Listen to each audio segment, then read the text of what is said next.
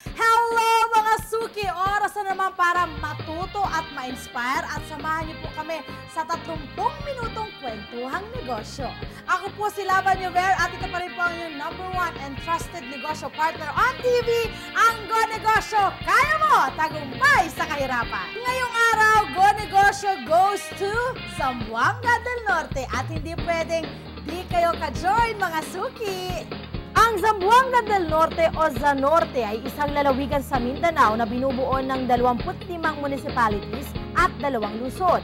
Ang lungsod ng Dipolog na siyang trading and commercial center at ang Dapitan City kung saan minsang nanirahan ang ating pambansang bayaning si Dr. Jose Rizal.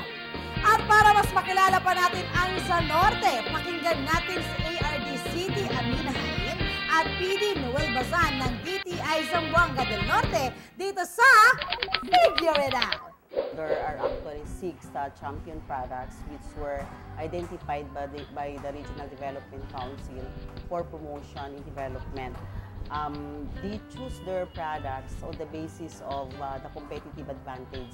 One of the criteria for selecting these industries as priority or as champion products for Region 9 is the impact in terms of employment, in terms of livelihood for the farmers, for the fisher folks, or the people in the area that are into the industry.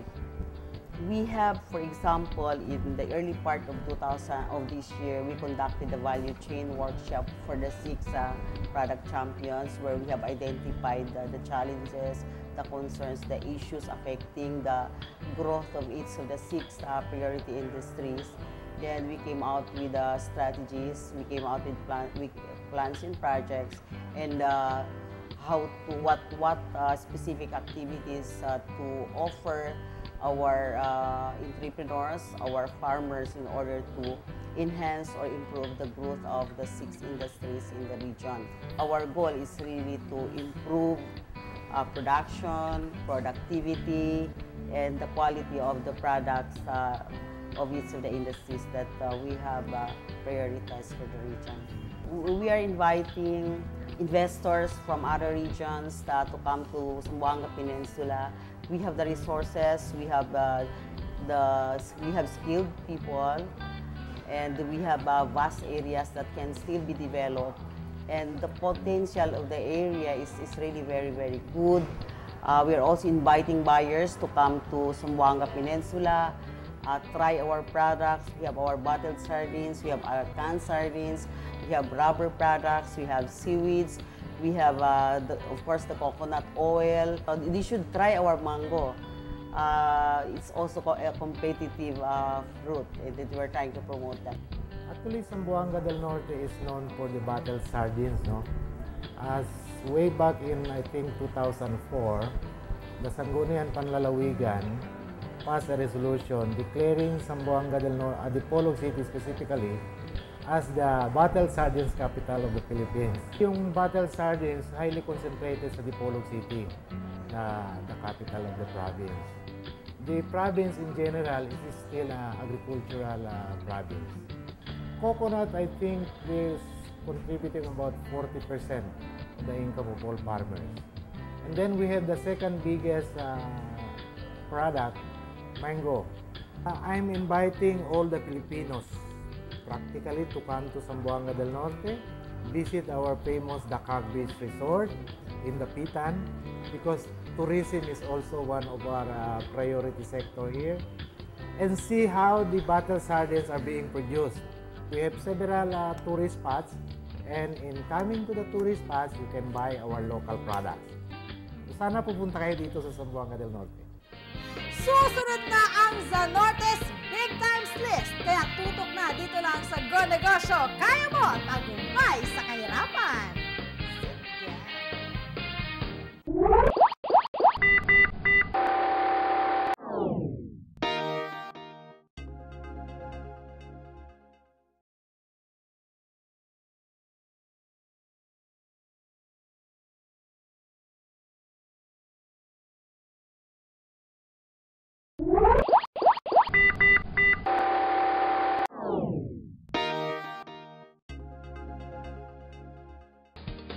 Welcome back mga suki! Agricultural at marine products ang bida sa Norte. Pero, di lang sila limited dyan. Pagdating sa tourism at iba pang industriya, di rin sila pahuhuli. Gusto niyo na bang malaman kung ano ang mga patok na produkto ng probinsya? Okay, wag na nating patagalin pa. Eto na ang Zamboanga del Norte's Big Times List. Kendo Magic Cafe. Last 2007, July, we opened up the resto. We started with a small menu lang muna to test the market. And then maganda naman yung feedback ng mga tiga Dipolog. So we decided to expand. Dinala namin yung bibingkitas.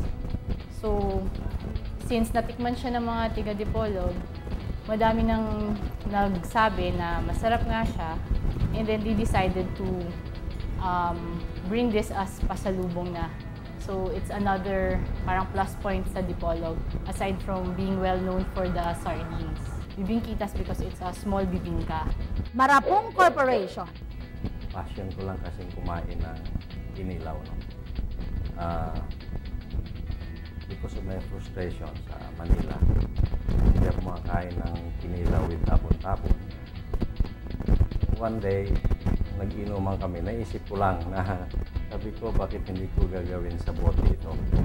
Kung kailangan kong kumain ng kinilaw, makakagawa ako anytime. Yung problema ko noon, wala akong kapital. So, naisip ko lang, sabi ko, hindi naman siguro paisip na Diyos sa akin itong invention na ito. At hindi naman mapapakinabangan. True enough, after mga 3 or 4 years, I was able to earn substantial amount of money. Mendoza Industries. Ang akong amo, akong hatdan og isda, wala na siya ulo, wala na siya ikog, mao na siya akong ihatod nila. O ginay among negosyon. Nagsugod siya 1984. So, sige kung hatod sa mga katsila o isda, naayo sa kahigayon nga wala gidawat ang ako ang isda. So, dili man siya mahalin sa merkado, ako silang giingnan nga, unsaon man ni, wala man ko'y ikatapal ani kay ang katida itong isda is 200 pesos. Then, di naman to siya mahalin kay wala naman siya ulo, wala na siya ikog. Dayon, ingon to akong amo nga, o sige, lutuan na sa inyo. ECJ Farms. Ang business nito is for the service of the Filipino, para ma-provide yung mga employment as well as makapag-distribute kami ng mga ECJ Farms product. It started producing the green rice because of yung mga nalalaglag na mga mangga from the farm, yung mga nabibiyak.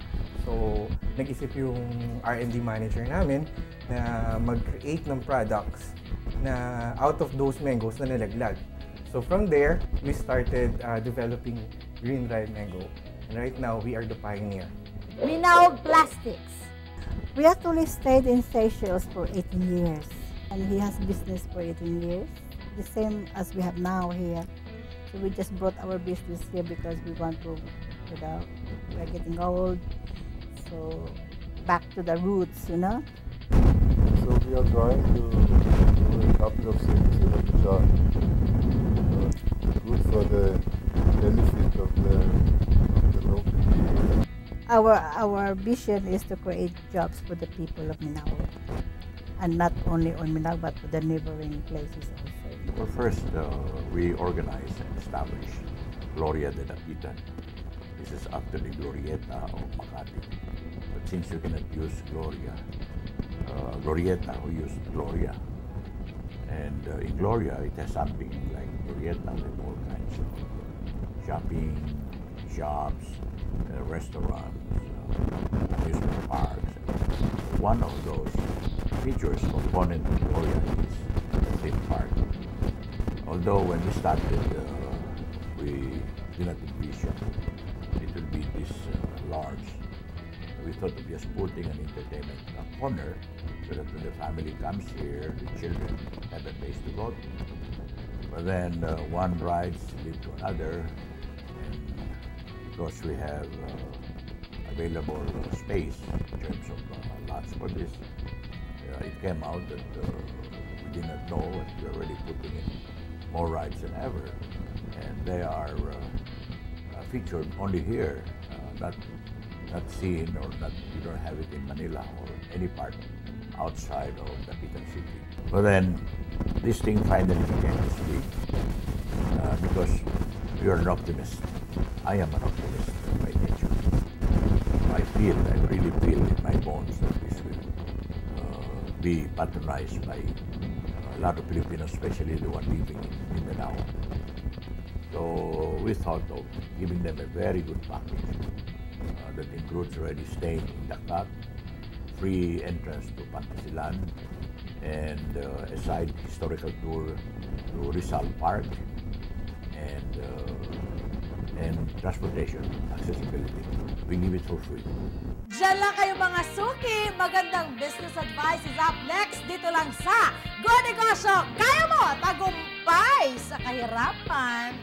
Tagumpay.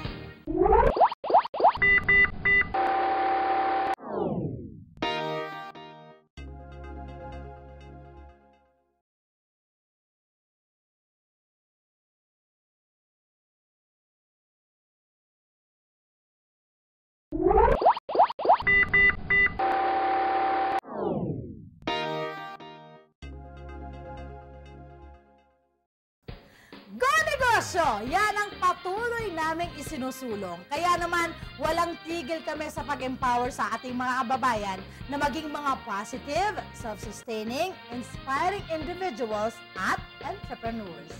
Rewarding talaga ang naganap na SME Caravan sa Zamboanga del Norte dahil mahigit 300 Zamboangueño ang nakilahok. Kaya't silipin natin ang kanilang mga natutunan at pakinggan ang ating mga angelpreneurs dito lang sa Magandang Business Advice.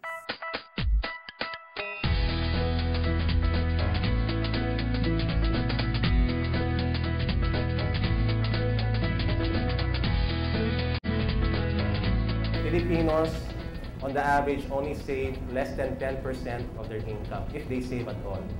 Singapore has the highest. They save, on the average, 40% of their income. That's why they're very progressive. Laughed right now, but I am already 45. I wish that I had started saving when I was 15. My allowance and my sueldo. That would have been an extra 1,000. But I have a lot of friends who are my age also. They don't have 1 million in the bank. They refuse because they thought, it's just a small amount. I won't bother saving.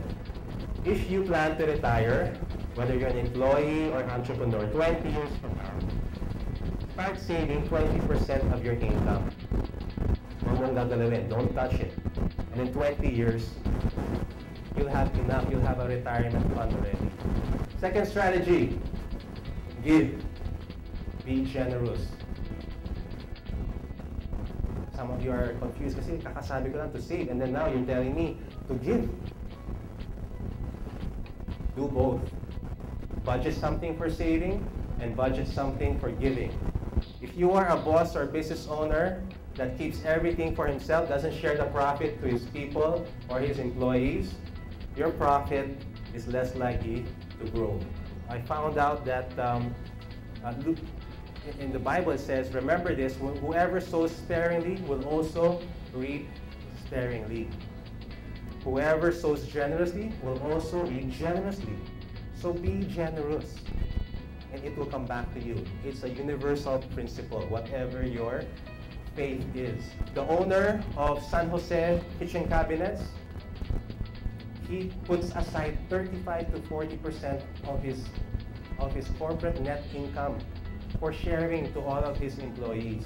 So number 1 was save, and number 2 is give, and number 3 is, whether you're a student, entrepreneur, or businessman, is to get out of debt and stop borrowing. Yung profit, kasunod na lang yun. But it's a clear understanding of what the consumers want. Malinaw po. So, very important ito para actually, pag gumawa kayo ng business plan, itong mga ilalagay nyo yung mga positioning na yan. Business plan is nothing kung puro words. At hindi malinaw saan tayo naiiba. Ano ang hinahanap ng market? Dapat iba-iba. Ibang produkto caters to a different market. Even in our office, whenever we innovate or introduce a product, hindi pwedeng interviewin namin puro empleyado namin. Lalabas talaga kami kung ang produkto naming Swift Hot Dogs na napakasarap ay bebenta namin sa mga bata, interview namin mga bata. Papatry namin yung hot dog. So, depende sa market. Yun ang i-interviewin niyo. Okay? So, ibig sabihin, iba-iba ang benefit, iba-iba ang purpose, iba ang target market. Okay. So, yung isa, the product answers the needs. Pero yung may craving ka, yung gusto ko ganito answers the wants. Yun yung brand. And you invest behind the brand. Yun yung kaya nag-invest kayo behind mga communication campaign. Okay? Mga negosyante, sino ang boss? Kayo? CEO? Consumer. Tama si sir. It's the consumer. Yung consumer can fire you anytime. Ibig sabihin, pag hindi ka na binili, wala ka nang mabentahan, para ka nang pinalinalisan ng trabaho. Yun ang consumer. Kaya doon kinuha ni President Pinoy yung ating, kayo ang boss ko. Diba? Ganun din kasi sa negosyo. Kayo ang boss ko, yung consumer. Hindi. Ang boss nating lahat sa organisasyon ay ang mga mamimili. Susunod na ang Tatak Negosyo, kaya't huwag bibitiw, magbabalik ang Go Negosyo. Kaya mo, tagumpay sa kahirapan!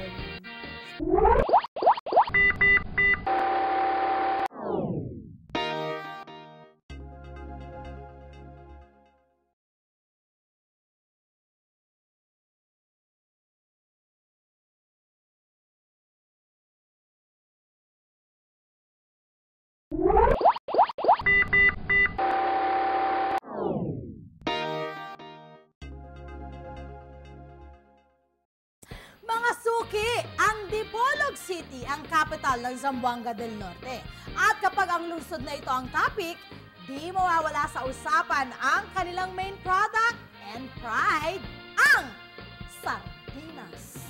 Nakilala ng Go Negosyo team si Engineer Jude Tadeos Montaño, ang isa sa mga may-ari ng Montaño Food Products. Tagagawa po yan ng napakasarap na bottled sardines. Tara na't alamin natin ang kwento ng Montaño Food Products dito sa Tatak!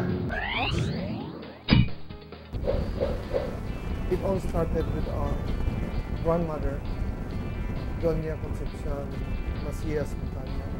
At first, pinabibigay lang niya as gifts, parang hobby niya. Bibigay sa relatives, friends. Tapos later on, yung father namin, the late Nicasio Montaño, siya yung nag-commercialize.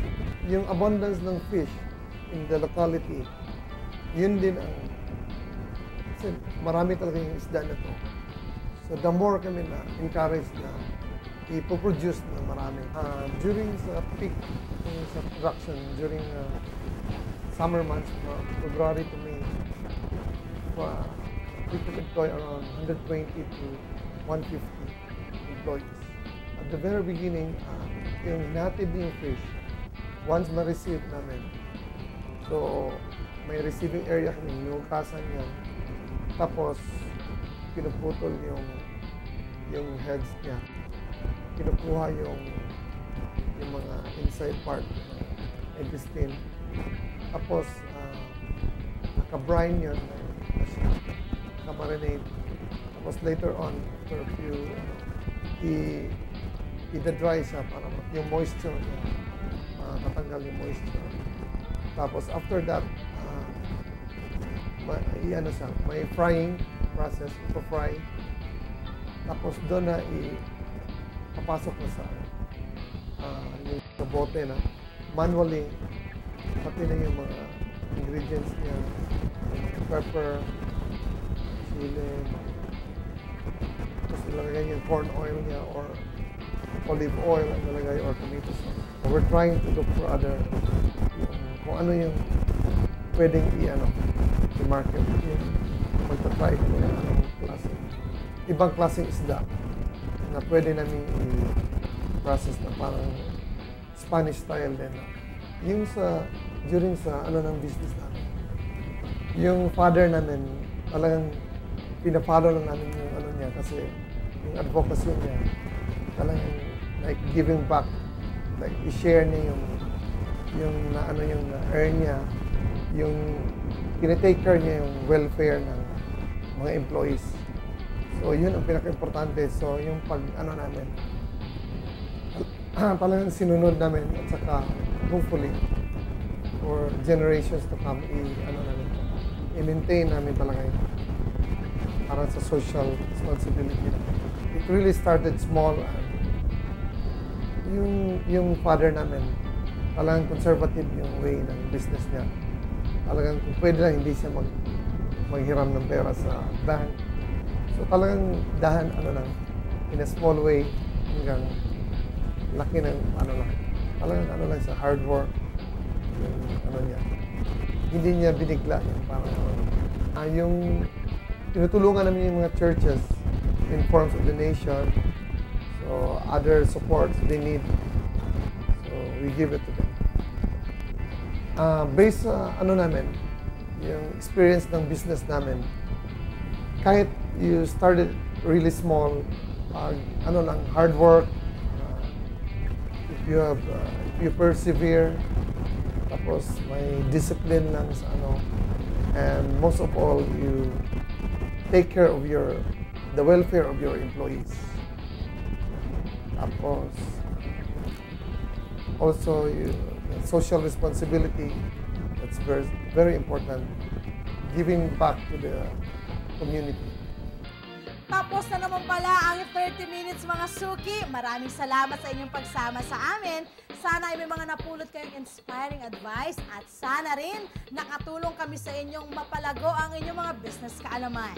Muli, ako po si Lava Ñaver at ito pa rin po ang iyong #1 and trusted negosyo partner on TV. Ang Go Negosyo, kaya mo! Tagumpay sa kahirapan!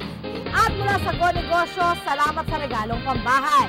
Reyes Hair Cutters at RFM Good Value Store.